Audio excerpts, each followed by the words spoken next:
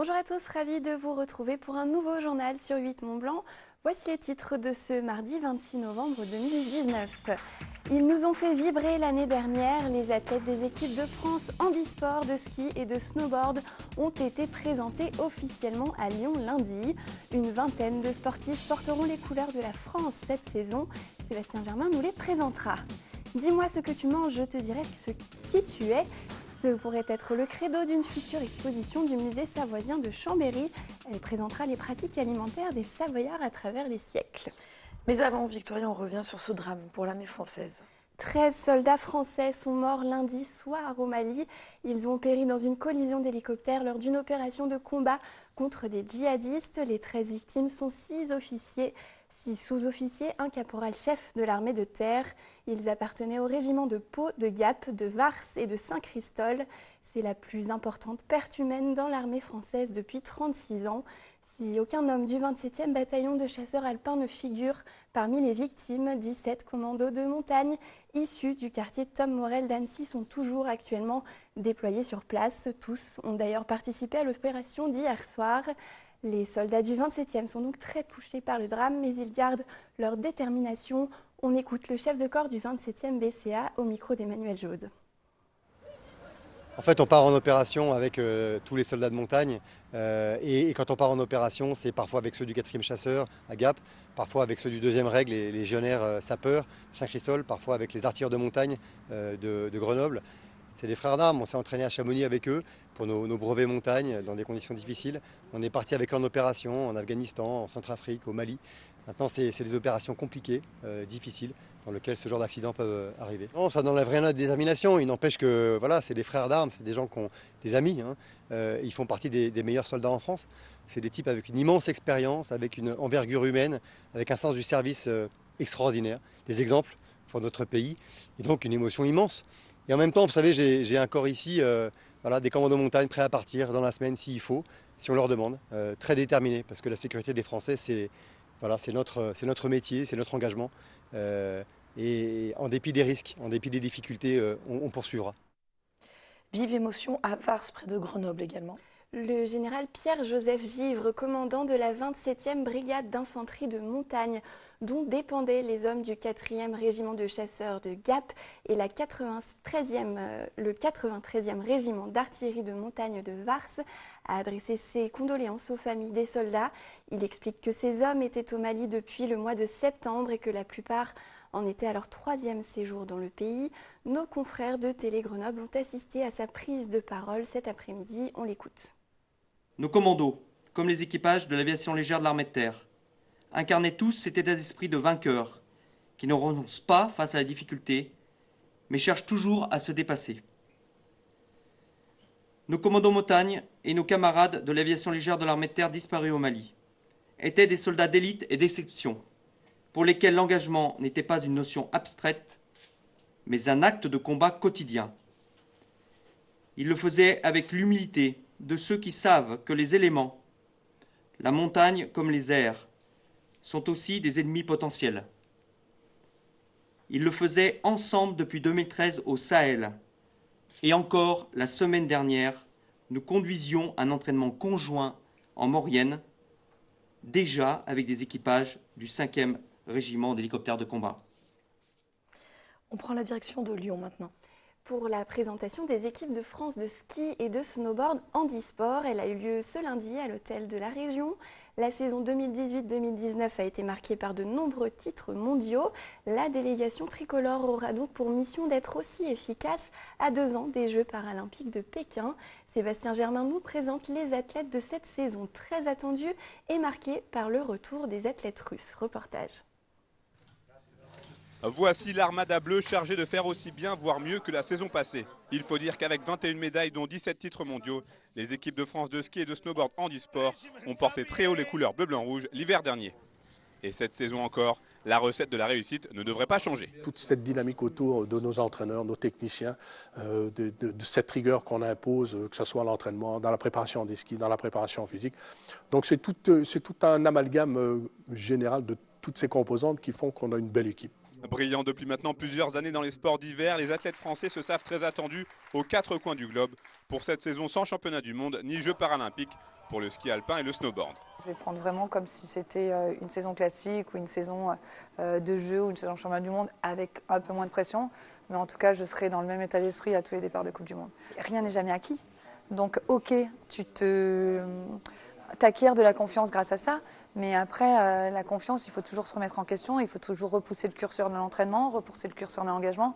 Parce que si tu te reposes sur les acquis en te disant bah ouais, la France c'est une belle nation de sport d'hiver, ça marche pas. En ski alpin, les deux fers de lance tricolores abordent cette nouvelle campagne avec un état d'esprit un peu différent. Après avoir encaissé le contre-coup des Jeux paralympiques de Pyeongchang, Marie Bochet s'est remis la tête à l'endroit. Son homonyme, Arthur Bochet, lui, espère surfer sur sa formidable saison 2018-2019. On va tâter un peu le terrain, voir où en sont nos adversaires.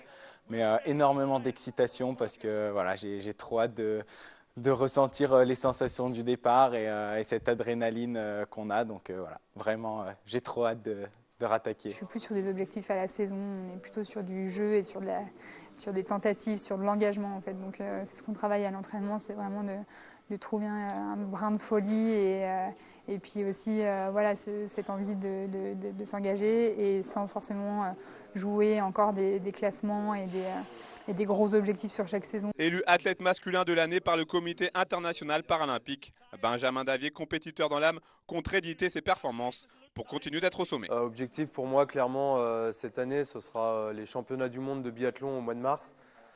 Objectif, voilà, toujours montrer aussi d'être présent, de montrer que voilà, j'ai 3 titres à remettre en jeu.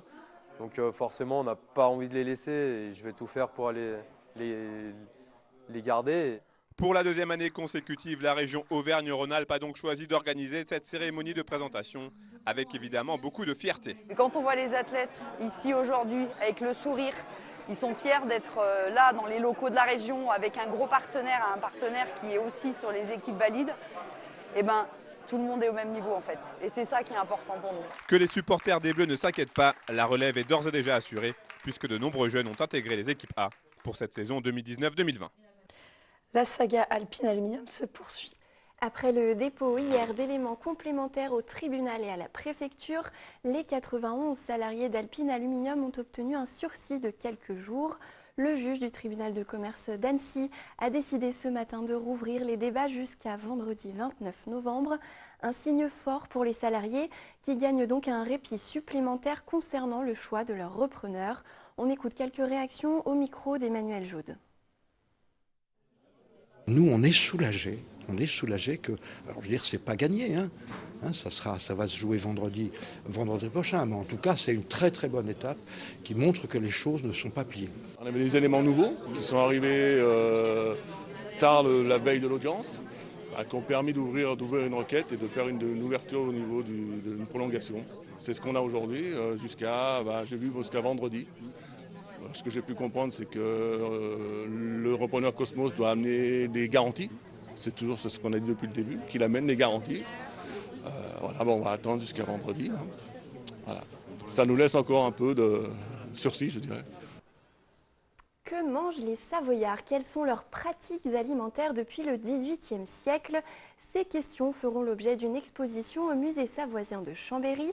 L'institution a présenté ce week-end à Moutier les premiers résultats d'une vaste étude menée dans le département. Clémence Roaldès a suivi ce compte-rendu sur le contenu des assiettes à travers les siècles. Reportage. Le musée savoisien est en plein travaux. En attendant sa réouverture en septembre 2020, les équipes planchent sur de nouvelles expositions. Après les recherches sur le franco-provençal ou encore l'histoire de l'immigration, le musée a commandé 2 nouvelles études sur l'évolution des pratiques alimentaires en Savoie depuis le XVIIIe siècle. Conduites par une historienne et une anthropologue, ces 2 nouvelles études permettent de lever le voile sur des pratiques peu étudiées. Ouvrir un porc coûte cher au XVIIIe siècle.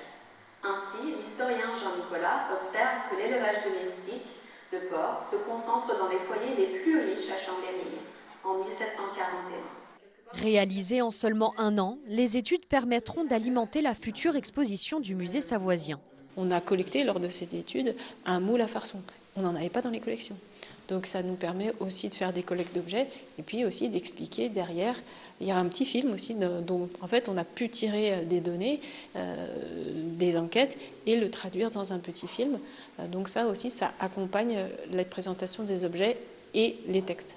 Une trentaine d'entretiens ont été nécessaires pour parfaire ces études. La collecte des souvenirs était indispensable. Pour ceux qui ont la longue mémoire familiale, que c'était des pays où la vie était rude, où la nourriture était rare, surtout dans les hautes vallées, la vallée de l'Arve notamment, la vallée de Tarentaise, la vallée de la Maurienne, donc on mangeait un mauvais pain. Les études complètes seront disponibles en 2020 sur le site du musée et à découvrir dès sa réouverture. On se quitte avec un exploit.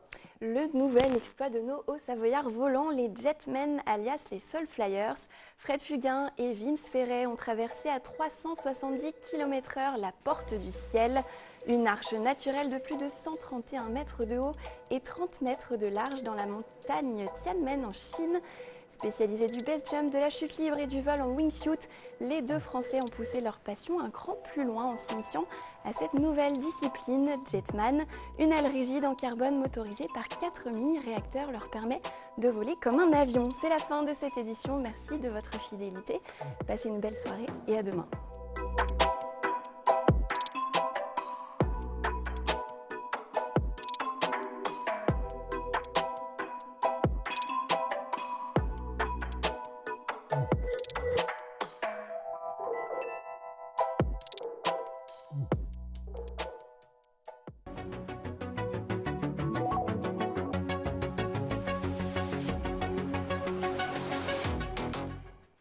C'est la fin de cette émission. On se retrouve demain pour un nouveau numéro d'Accès Direct avec un peu plus de voix, je l'espère.